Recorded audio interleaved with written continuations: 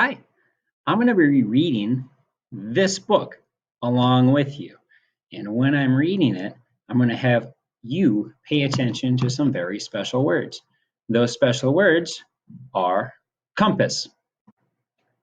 Compass. We're also going to be looking for Columbus. Columbus. We will also be looking for the word voyage. There's voyage. The next word we are going to be looking for is Atlantic.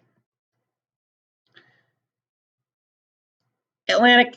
We will also be trying to find New World. Those are the words we're looking for.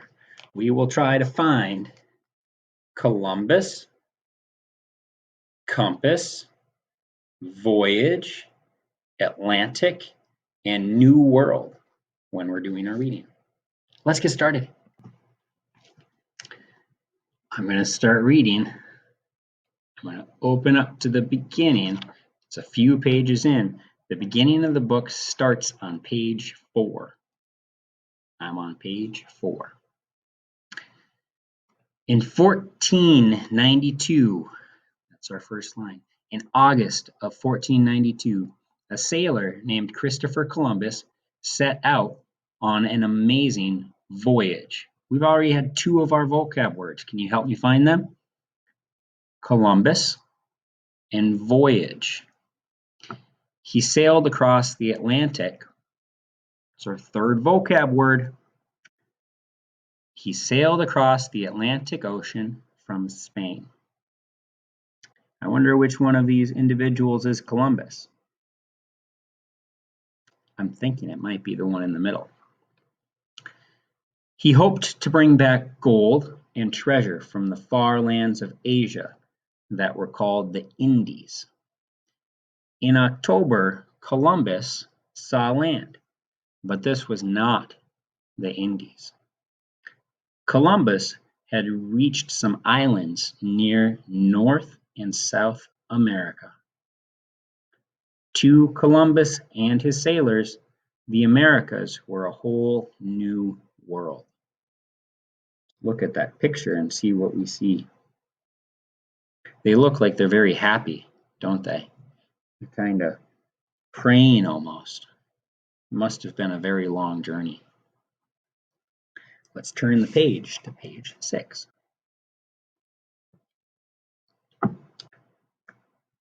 Christopher Columbus was born in 1541 in Geneva, a city in Italy.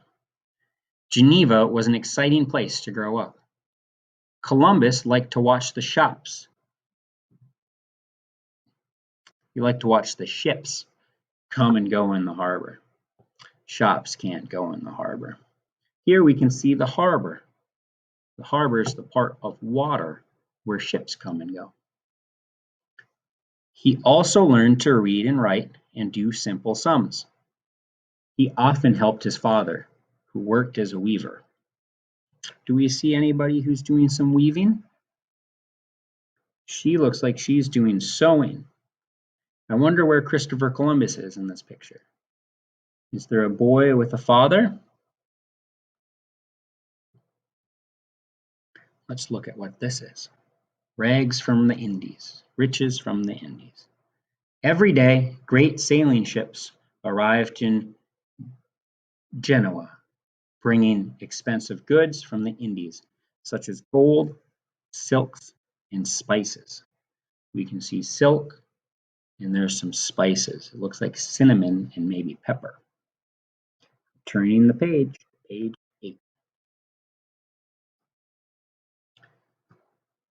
When Columbus was a teenager, he left home to become a sailor. He wanted to explore the world.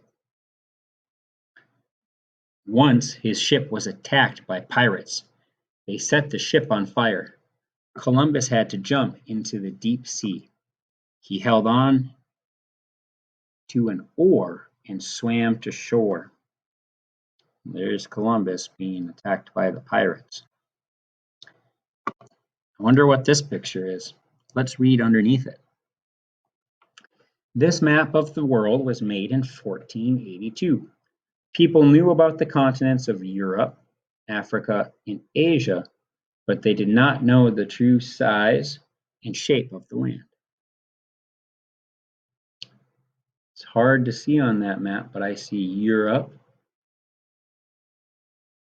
wow, and Africa.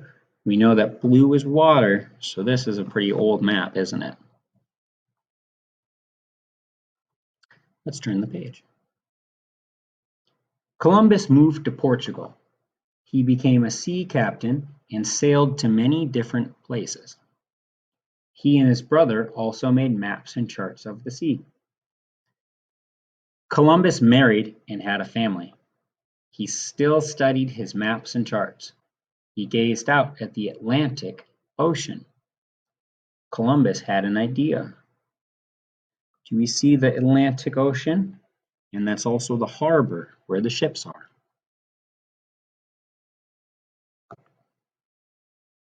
Now I'm on page 12.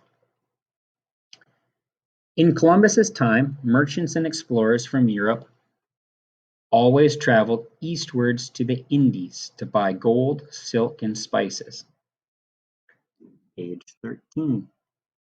They thought the only way to reach the Indies was to go east, but Columbus believed he could go west, across the Atlantic Ocean to the Indies. He thought his route would be easier. He did not know that the ocean was so big, or that the Americas were in the way. Columbus is over here in Europe, towards the center of the map. Can you help me find Europe on your map?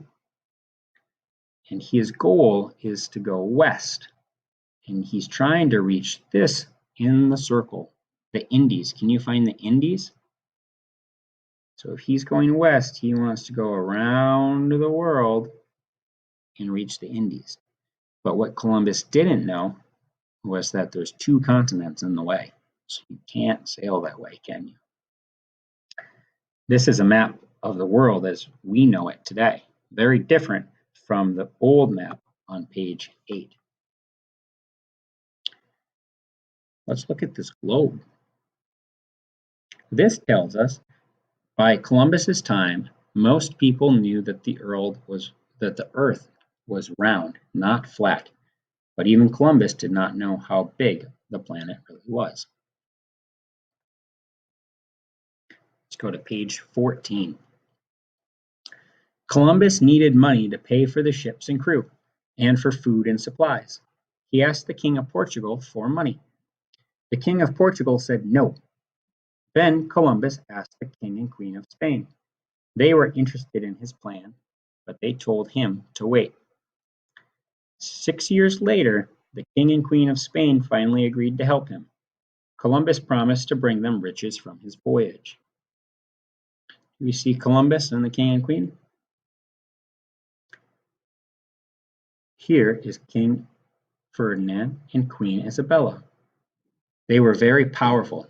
Isabella became a strong supporter of Columbus's dream. Remember that his dream is to go all the way around the world to try to find the Indies. Let's go to page 16. So far, we've really seen a lot of our vocab words, haven't we? We've seen Columbus a lot. And we're also seeing Atlantic a lot. We have two good vocab words that we're really seeing. Let's go to page 16. Columbus bought 3 ships. They were called the Nina, the Pinta, and the Santa Maria. He also bought food and supplies, such as ropes and nails. It was hard to find good sailors for the crew. Finally, Columbus chose 90 men. On August 3rd of 1492, the ship set sail from Spain into the unknown. Let's look at this thing. This looks interesting. It almost looks like food. Let's find out. A sailor's life. Columbus's crew slept on the ship's floor. That sounds horrible. They ate dry biscuits called hardtack and salted meat that would not rot during the journey. That does not sound very good, does it? Dry biscuits and very salty meat and sleeping on wood. Ugh, I'm not interested. Are you? Let's go to page 18. At first, the voyage, we have our vocab word. At first, the voyage went well. The weather was good, and the wind blew the ships along. The sailors saw strange new sights, including a whale. But many weeks passed with no sight of land. The crew got angry and scared. Perhaps they were lost. Would they ever get home? They began to think that Columbus made a big mistake, but he would not turn back. I'm on the top of page 18. Finding the way. Columbus used a compass like this to guide the ships southwest across the Atlantic Ocean. Whoa, there are two vocab words inside of this box on page 18.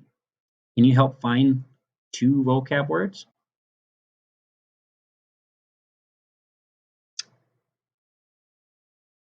Compass, Atlantic, and there's a third, Columbus. There are three vocab words. That even surprised me. Let's turn the page. At last, on October 12th, 1492, the lookout saw a beautiful island. Land ahoy! He shouted. Columbus claimed the land for Spain. There he is. He's pointing at the island. It's getting super dark, isn't it? He thought they had reached a new part of the Indies, but this was not true. The island was in the Caribbean Sea, near America. Columbus never admitted his mistake. He made the crew sign a paper to say they landed in the Indies. Then they went to look for gold. That seems kind of sneaky, doesn't it? Telling people that you're somewhere else when you're really not there. I wonder what type of person he is. Island people. Columbus called the island people Indians because he arrived and he thought he arrived in the Indies. Hmm. I'm on page 22.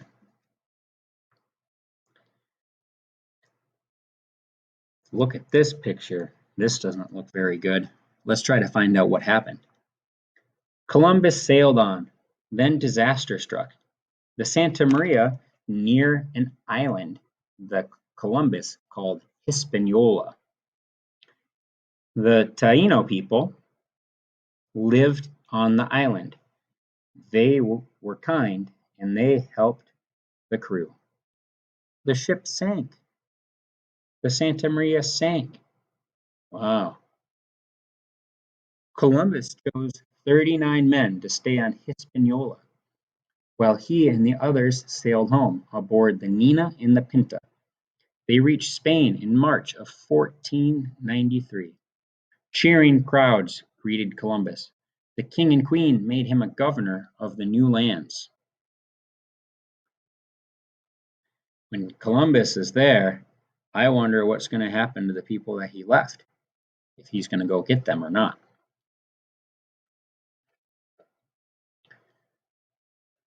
On page 24. Soon Columbus set sail again. He took 17 ships this time and 1,200 people. He wanted to build new cities and win more riches for Spain. Columbus sailed to Hispaniola, but the sailors who stayed behind on the island were dead. They had been cruel to the Taino people, and the Taino had fought back. Columbus and his people sailed to the other side of Hispaniola, where they began to build their city. But many people became sick. They were very unhappy, and they blamed Columbus. It doesn't sound like it was a very good story for the people who stayed behind with the Santa Maria, does it? Seems like they were very mean to the people who had started to help them.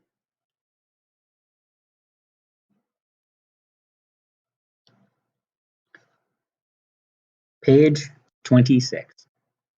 Columbus explored many islands in the Caribbean Sea. Everywhere he went, he searched for gold. He made 4 voyages in total. There's our word voyage again. Here we can see a map. The different colors help us to know all of his different journeys.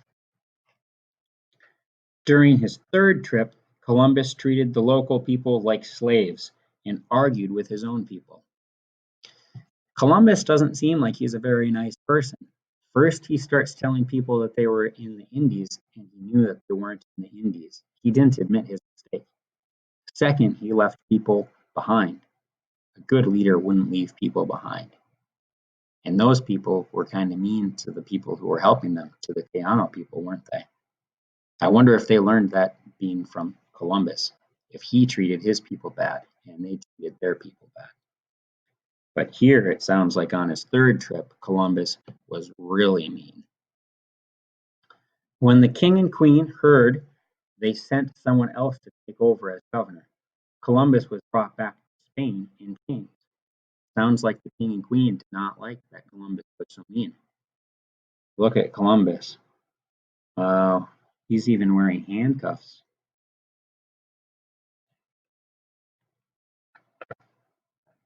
I wonder if he's going to get what happens and if he's going to be punished for being mean. The king and queen forgave Columbus and let him sail across the ocean one more time. Doesn't sound like he's going to be punished. That's a bummer. People who do mean things, they should really learn a lesson. On Columbus's last voyage, fierce storms damaged the ships. Columbus and his crew were stranded on an island. That is now called Jamaica. They traded with the local people, who gave them food to survive. And after a year on Jamaica, a rescue ship finally arrived to take them home. Back in Spain, Columbus became sick. He died on March. He died in May 20, 1506, on the 20th of May. He never received the honors that he felt he deserved. People never gave him credit for having done all of his work. I wonder if that's because he was so mean to people. Maybe they didn't want to give him any credit or help him because he was so mean.